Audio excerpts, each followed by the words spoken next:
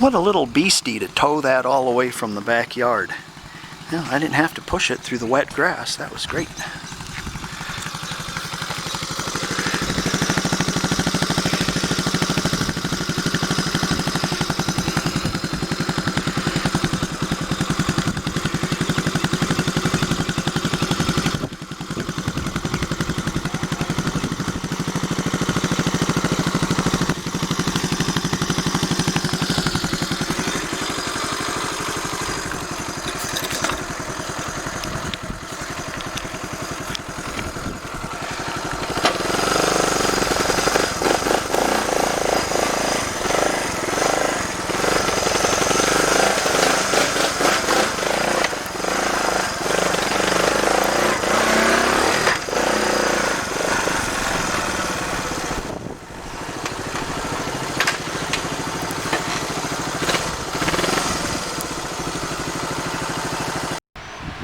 Okay,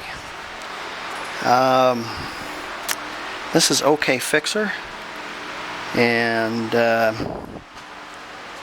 we're going to have a little chin wag about this car before we open up a ginormous can of worms on a running, driving car. Oh boy, I'm in for it, ain't I? Why would I want to gargle that kind of trouble? Well, let's discuss it, shall we? Let's go inside though. Well, I've written down some things to think about. Okay, now the title of this video is going to be changing the engine and transmission out on your car, and I'm going to make a generalization as maybe a front-wheel drive car. Pretty much everything has went the Japanese way. If it's a rear-wheel drive car, what I'm doing is quite the same, only it's just rear-wheel drive. But most of the front-wheel drive cars, whether it be Chevrolet or Japanese cars, whether it be Dodge or Japanese cars, whether it be whatever, or Japanese cars, even the English cars now, they're the same as the Japanese. I mean, everything's gone kind of a streamlined thing. You know, nobody's doing their own thing, and the reason for that is money. It works, use it. And they've done it for a long time. They're starting to change up a little bit now, getting more and more bizarre. So that's one reason why I like this car. Okay, what's wrong with the car? Okay, the car makes this whoop whoop whoop whoop noise going down the road. Now, what is it? You know, I changed the wheel bearings out. It wasn't that. Could be drive shafts. Could be the planetary in the transmission. Okay, it's got 225,000 miles on it, and the engine leaks fluids out of every orifice. I swear to you, it had a head gasket leak at 118,000 miles. I swear to you, I was putting a stop leak in it since then, and I drove it for over 100,000 miles like that. And all this stuff adds up to dependability being at hand. Okay, so I've got a battery light. Let me change this out. Well, when people look at all those issues, they go, well, let's buy another car. Okay, and what they do is they just finish paying off their car, right? So they get another mortgage on a car, right? And you can't buy a car for less than 10 grand, or a reasonable car these days. And, you know, if you don't have a spare 10 grand laying around, you have to get a mortgage on it, right? Okay, and if you get a mortgage on it, geez, your insurance payment is more than the car payment. And then you're going to buy a car with a CVT transmission. And what this is it's a fancy way of saying it has a snowmobile transmission in it. They are the bane of automotive mechanics. They are just terrible CVT transmissions. Look it up. They're just worthless. The internet is chock full of cars for sale needs transmission. Most of them are Nissans. Okay, and why would I want to buy another car? I like the car that I have. It's not hateful, you know. It's not like they built the body of the car and then they said, "Hey, Fred, we're going to have to put a person in that. Where are you going to put the seat?" I don't know, in the ashtray? Yeah, so you know, it's not a hateful car to drive. It's a pleasant car to drive, and all the systems on it. With positive attributes, I like the car. I like the systems. It's classic Japanese. All the stuff I've done to it over the years, you know, windows, electronics, remote start, brakes, and all that stuff. All that stuff works. Air conditioning and everything works on it, right? And you know, a lot of people let things go on their car, and pretty soon you got a laundry list of things to do. Well, I've kept up on that car pretty good, and even if you look on the inside of the engine, it's really nice and clean. It's all leaky. So you know, you gotta put this, you know, in. Yeah. So what are you gonna do? Buy a junkyard engine? I don't know. Can you? The thing about Japanese cars is this. This is what's the cool thing about Japanese cars. If the same engine was made in Japan, okay, and there were 2.4 liter engines, they're not the same though. The intakes are different.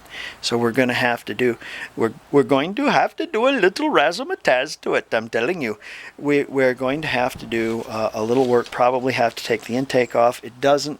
The new engine that I got doesn't have a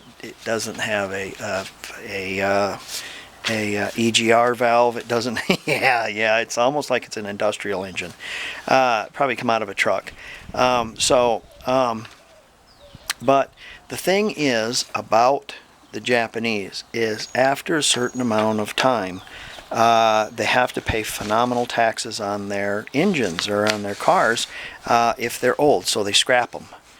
And you know, they sell them to scrap, and the scrap pulls the engines, and they send them over here to America. So you can get 60 or 55, 60, 70,000 mile engine or a transmission for cheap. So that's something to think about too. Also, since I have an archaic car, nobody wants that engine. So you can dicker with them. Okay, you want 700 for it? Offer them 550. You'll probably take it because no one else will buy that. So these are all things to consider before you go and operate on a car that runs and drives and everything works on it. You know, I mean, maybe you ought to just go inside and soak your head. Go inside and have a nice cool drink of water and sit down. Okay, don't worry about it, and just drive the car until it explodes. I'm just not that way. I'm really big on dependability, and I really need a car that I can hop into and I can drive across the country, and I'm gonna get reasonable gas mileage, and I'm not gonna have to worry about it. Everything's gonna be great.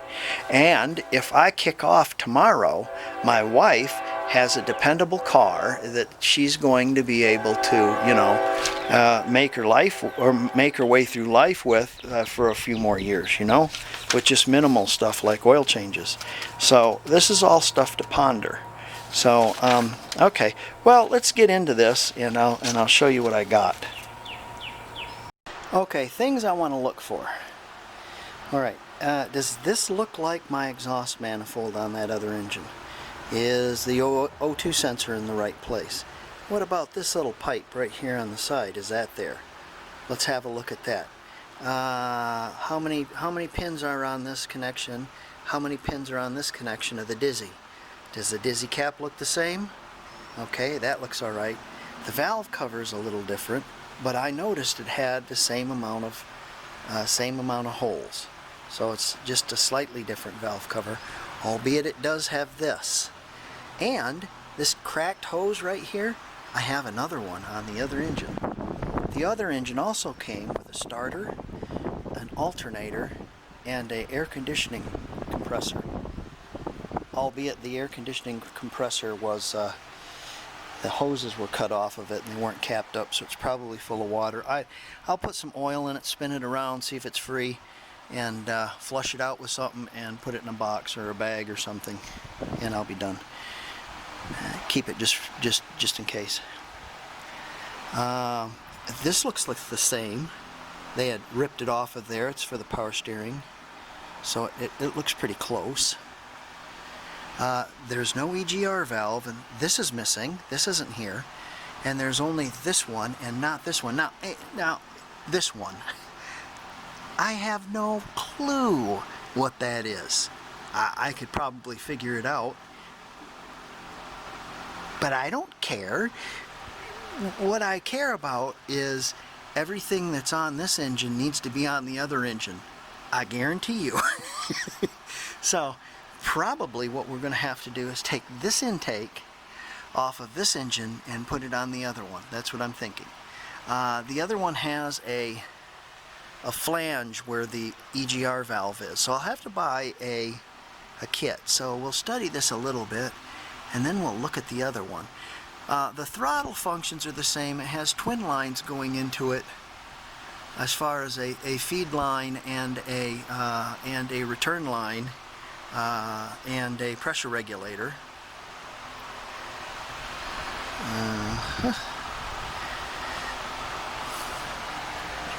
Motor mounts. I have 3 bolts here, and I think I have 3 bolts on the other one. Let's have a look at the other one now. Let's look at all those things.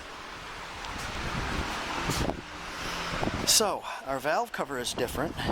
Looks like they gave me some computers too.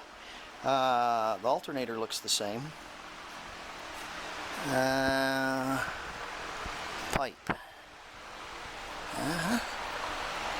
No, sir. There's no pipe coming off of that exhaust manifold. Wonder where that goes. I bet you that's important. It looks like the exhaust manifold is going to have to be changed. Damn, because the exhaust manifold is the catalyst.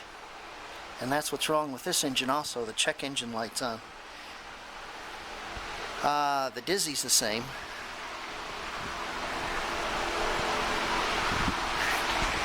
Well, let's look where that pipe goes. Let's study this a little bit more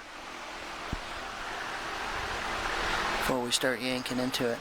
Probably what I'm going to do is I'm going to unbolt my AC and push it off to the side and then just pull the engine out. Yeah, it's a little plug right there.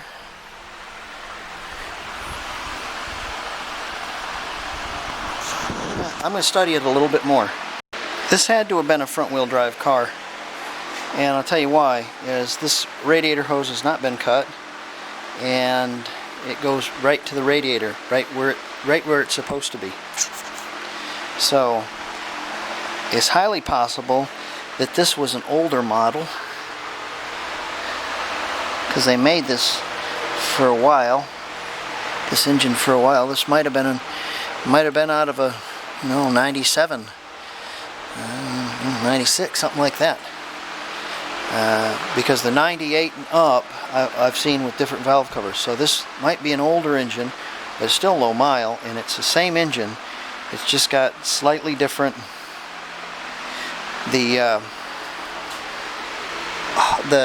pipe coming out of here come up and around, and it went to the EGR. So I don't know what they're doing about exhaust gas recirculation. So I'm going to get online and see if I can find an intake or exhaust manifold for this, because it's the catalyst.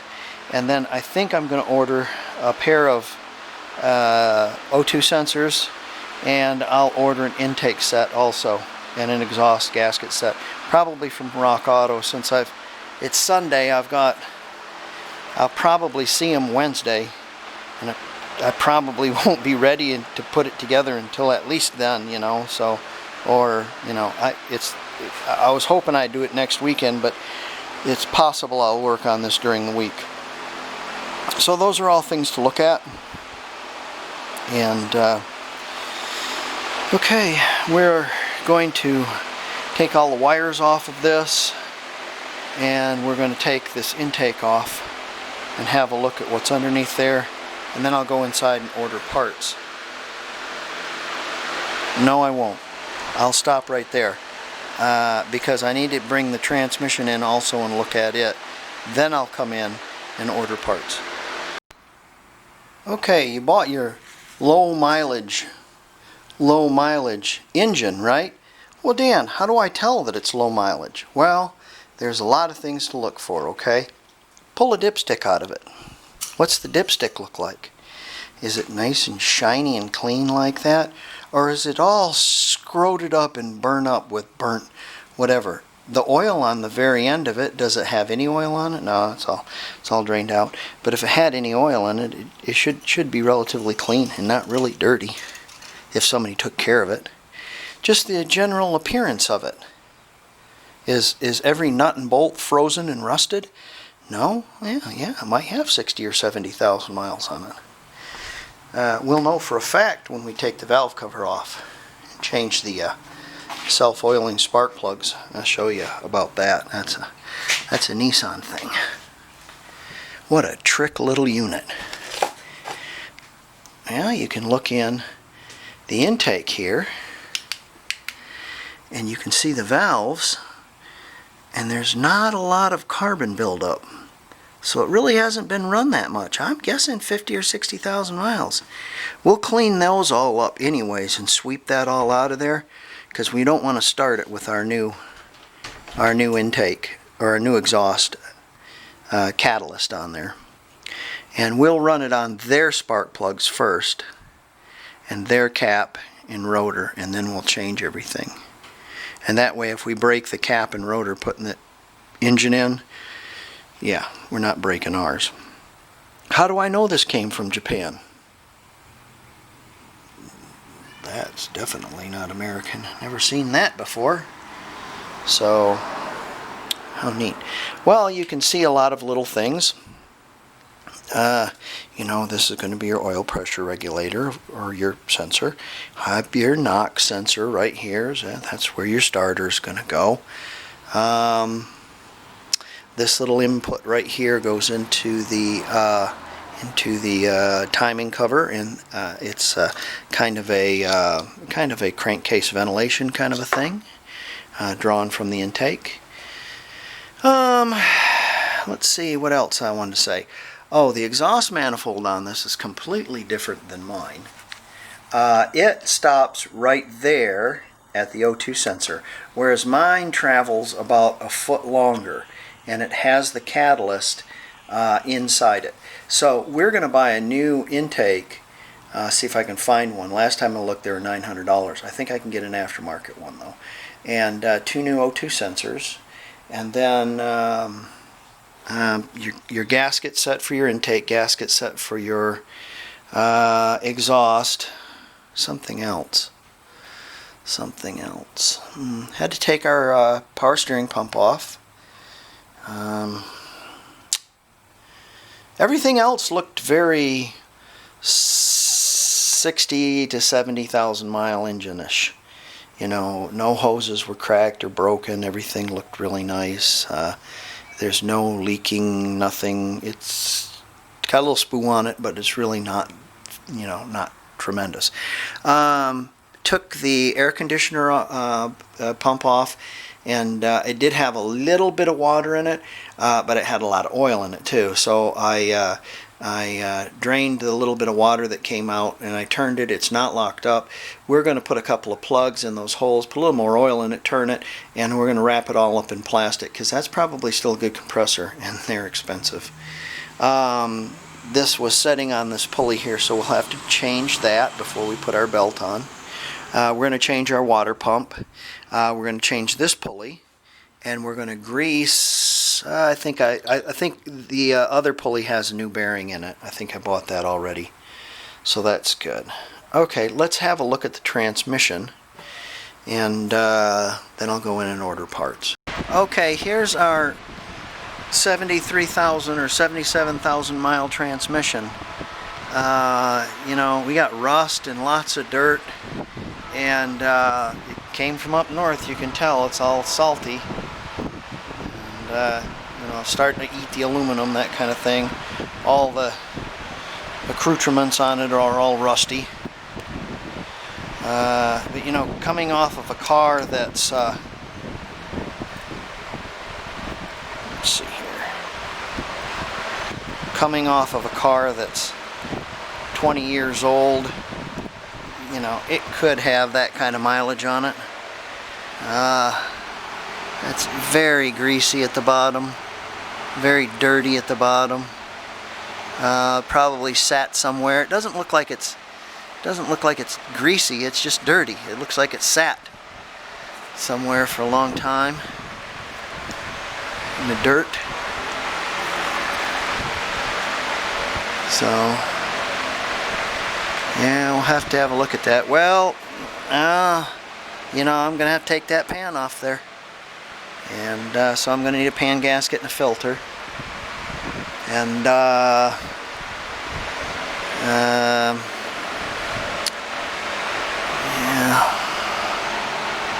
wonder if that front seal's any good. Yeah, it looks all right. Probably. I might buy input shaft or output shaft seals for it too. Wait a moment. What do we have here? Oh, we have some burn up stuff. And more burn up stuff. Okay. Maybe the car got hot. Burn up. Yeah, look at that. See how it's... I think this car had been on fire. So it probably didn't hurt the transmission any, but that's why things are all the way they are. Hopefully she'll be okay, and the wiring doesn't look like it got burned any. Too bad. So I'm thinking we had a car fire. Somebody sprayed it with water.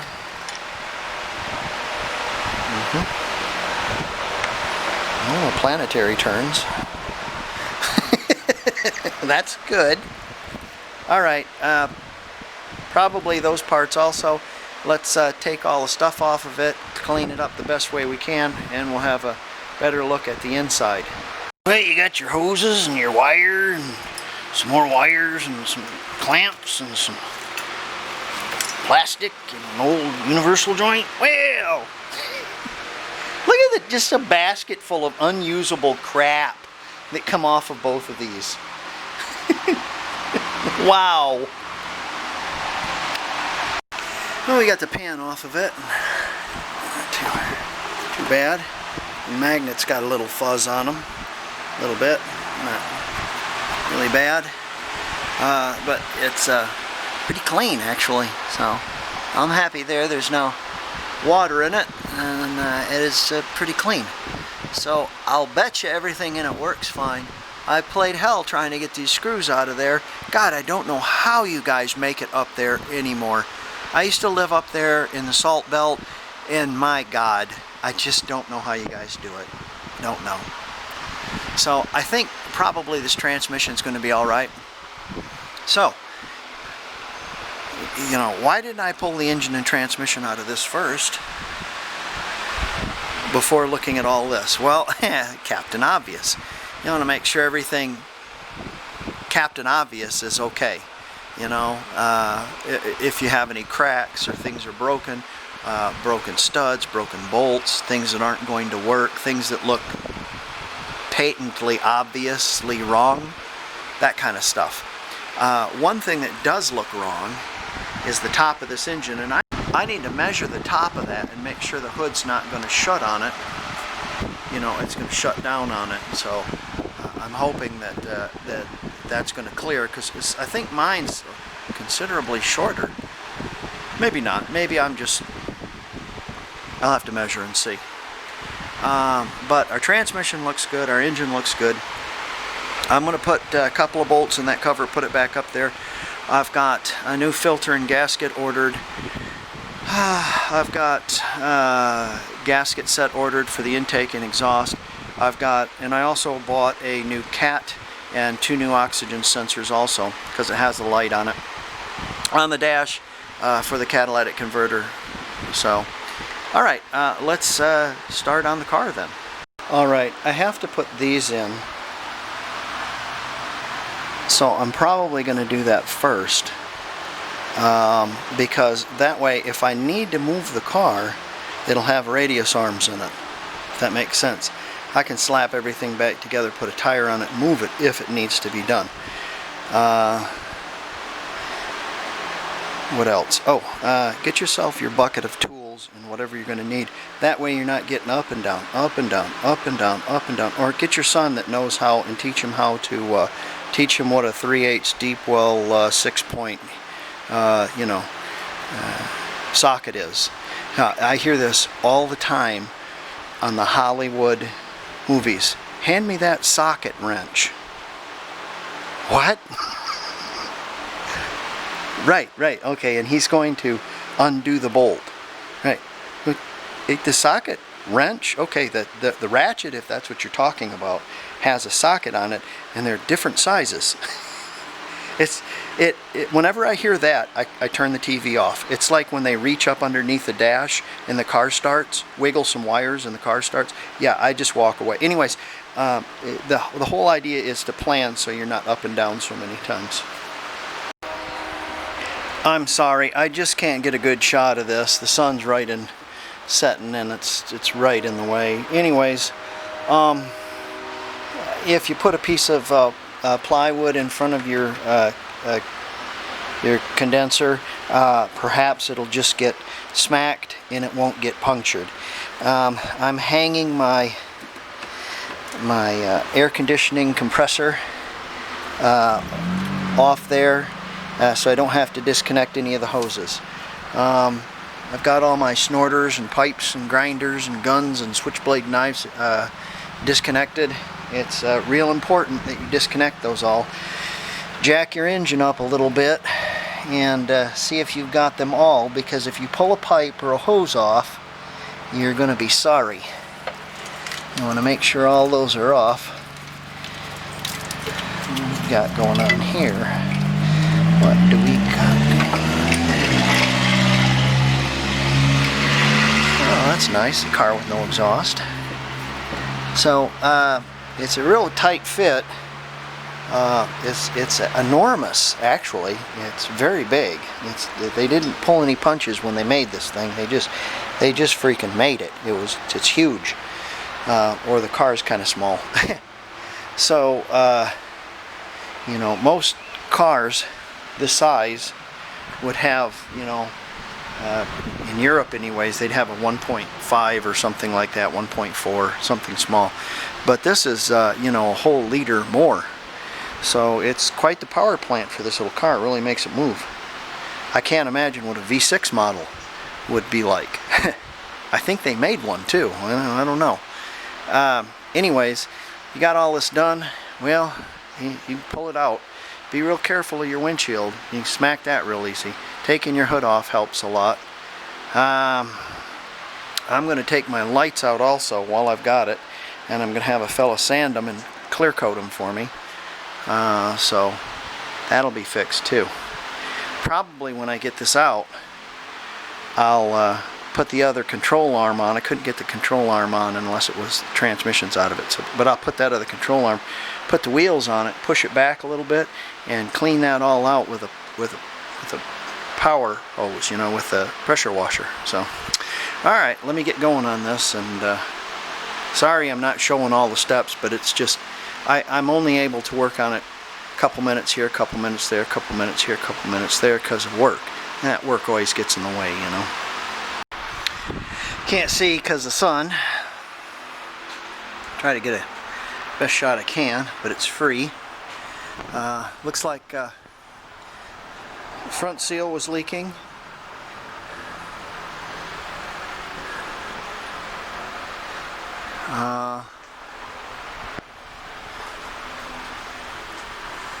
It had a head gasket leak, and there's a lot of oil back here too, so we got a leak back here somewhere. It possibly might have been a head gasket leak on the oil.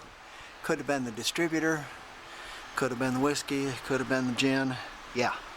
Okay, so I cut my joints off, and that way I don't have to open up my transmission and swim around in transmission fluid. I'm just going to replace them, so it's not a big deal. Yeah, there you go. So let's get the control arms and the wheels on this, and I'm going to push it back and get the power washer after it.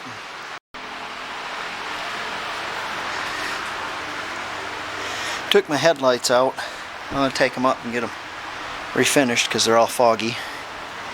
And clean this all up. Threw some Dawn down and did the power washer on it. Nice. Nice having a power washer at your house. So, clean that up where I might be able to even work in it, you know. It might be reasonable to work in. It's nice. Kind of nice. Needs a little bit more cleaning. I'll probably do a little bit more blasting. I took my lights out here and there's a lot of crap here. It's what it's from that front seal just slinging crap all over the place. Also, I had a power steering leak too, so there's power steering fluid going all over. Okay, God, time to go in. Alright, now the fun begins. Generally what I do is I'll take the unit that came out of it and all the engine mounts and electronics and nuts and bolts, I'll lay them all out because I know I'm going to need those. All the hoses and pipes and stuff, mounts and whatever that go to the transmission. I've left 2 transmission bolts in it where I can get at, and I've disconnected my torque converter inside, so I should be able to put this down on the ground, and I should be able to separate the engine from the transmission. Then I can work on taking my exhaust manifold and intake manifold off. And we have to have a look at everything because I'm not certain still that this is the correct engine. Yeah. So, you know, it looks like it except from the valve cover. So I'm hoping that it's this correct. It probably is, but you just don't know until you don't know until you get it there. All right, I'm going to separate these two, then I'm going to work on my intake and exhaust.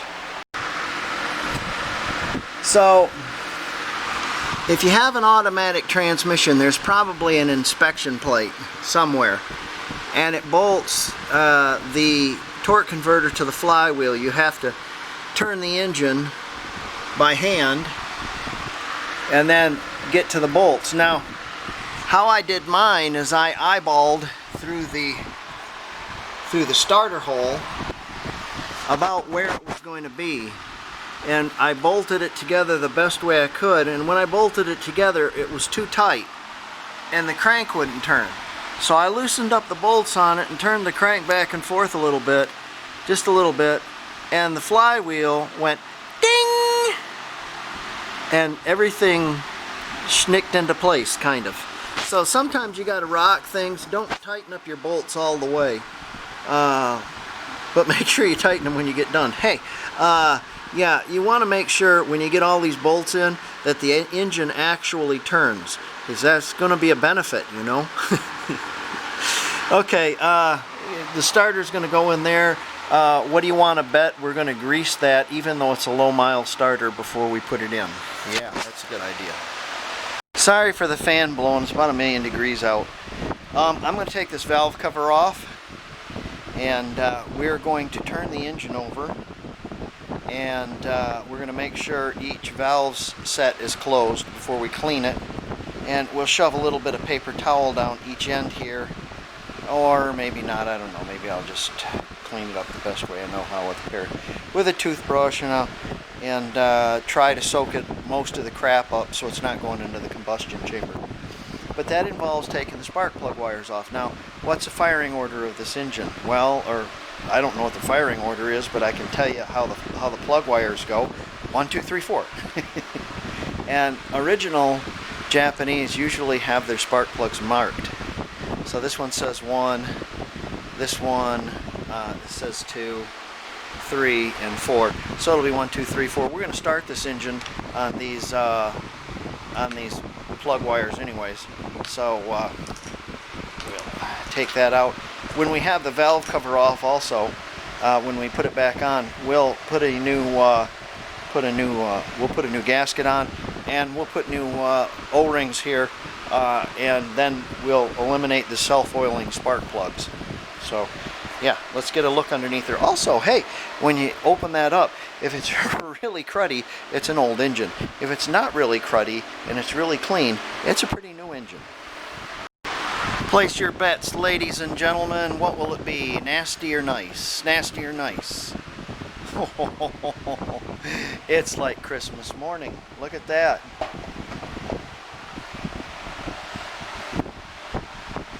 Very clean, very clean, very clean. So this had some reasonable service. Your cam lobes look very nice. They're not sharp or tore all up, you know. Very nice. Big problem with these engines is the chains. Of course, this isn't a belt engine. That's why I like it, man. As long as you keep oil changes in it regularly, these chains last forever. But neglect them one time, and it'll wear the guides out in them real quick, and then it'll swap time. So beautiful, beautiful. Look at that. Is that not the most trick-looking thing you ever seen in your life? Look at the little shims and buckets, hydraulic lifters, gorgeous, just freaking. Oh man, this is like. I just love looking at this Japanese machinery because it's so trick. I mean, yeah. Anyways, the red one, the red and the brown, that means something. I imagine to those guys who are fitting cams in this engine. Neat. Okay, take the gasket off. We will turn this over and have these valves pointing away, at least the intake pointing away, which is fine. And then we can clean this hole, turn the engine till these valves are the cam lobes here are pointing up, and that way they're not pushing down on the lifters, letting all my solvent and stuff go down into the cylinder, if that makes sense to you. So actually I can clean this one and this one because they're closed, and then I can turn it and possibly I can clean you know, like 1 and 3. I can clean 2 and 4, and then 1 and 3 I turn it to clean it. So, and we'll scrape the gasket off of there too. There you go. All right.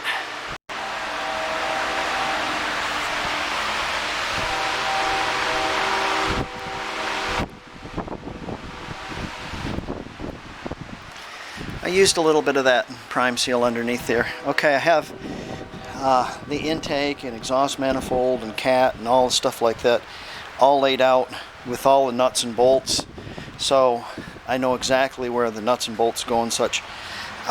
This is a 200,000 mile engine. This is what you see. As you see crud like this. Now we're going to clean that up. When I took the other one off, took the other intake off, hey, rubber band, what's left of a rubber band.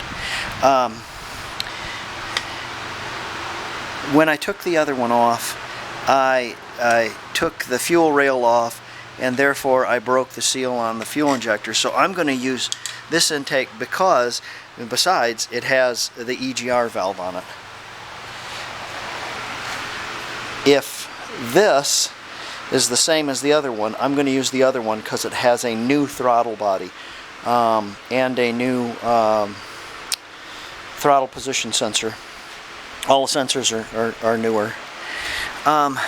Yeah, you see crud like this on a 200,000 mile engine. That other engine had just nothing in it, very little. So I'm going to clean this intake up, and we'll put it on the car, and then the plenum that goes underneath it goes on next. This Dizzy has a different number, slightly different number than the old one, than the other one, but they have the same plugs, so and they have the same caps and rotors. So I'm going to try this one and see what happens. took our a spark plug out. If you notice, it's a little oily, and that's because these engines have Hemi heads. No, Hemi heads, hemispherical combustion chambers. You're kidding me.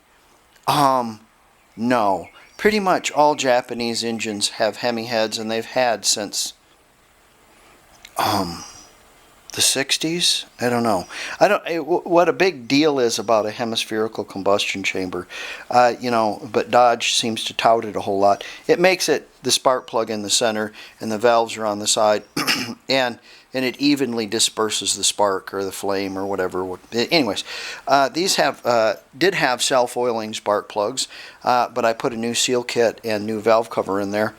And if you look at these do not have the iridium spark plugs. So I'm going to replace these with the iridium ones after I hear it run. I'm going to hear it run on this distributor, plug wires, cap, rotor, and spark plugs. Hopefully I'll hear it run. Okay, so, geez, this is taking a long time. We put our water pump on and our tensioner pulley. Tensioner pulley was a little bit different, so I used parts from the old one to put it on the new one. To put the new one on, it was just a sleeve, essentially.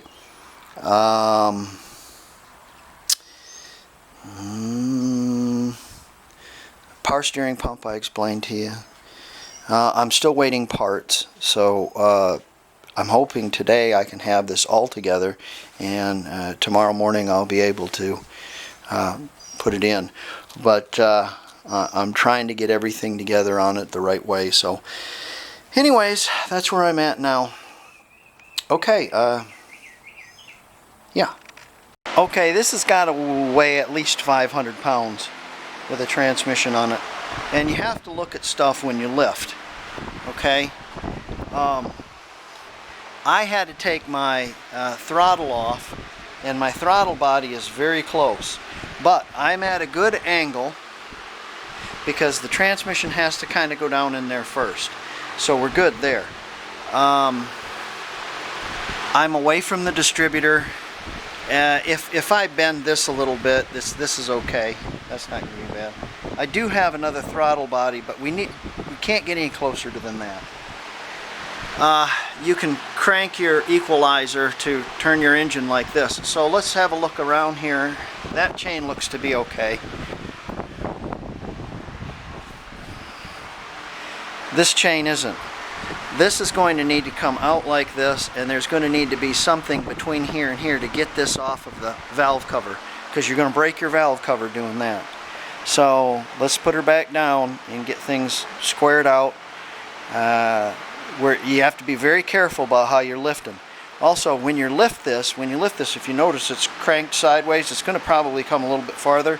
So we're going to have to make our, we're going to have to come in at an angle probably in order to be straight and sitting this engine down in.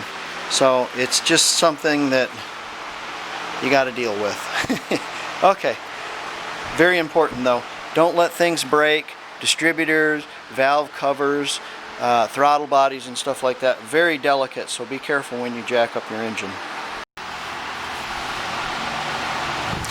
I knit you snot, ladies and gentlemen. There's 12 screws holding that tiny little filter on.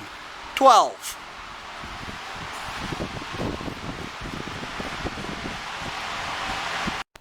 Okay, I have my engine all put together. We'll go into it more in part 2. This is the end of part 1, and I'll get this one out, and then I'll work on part 2.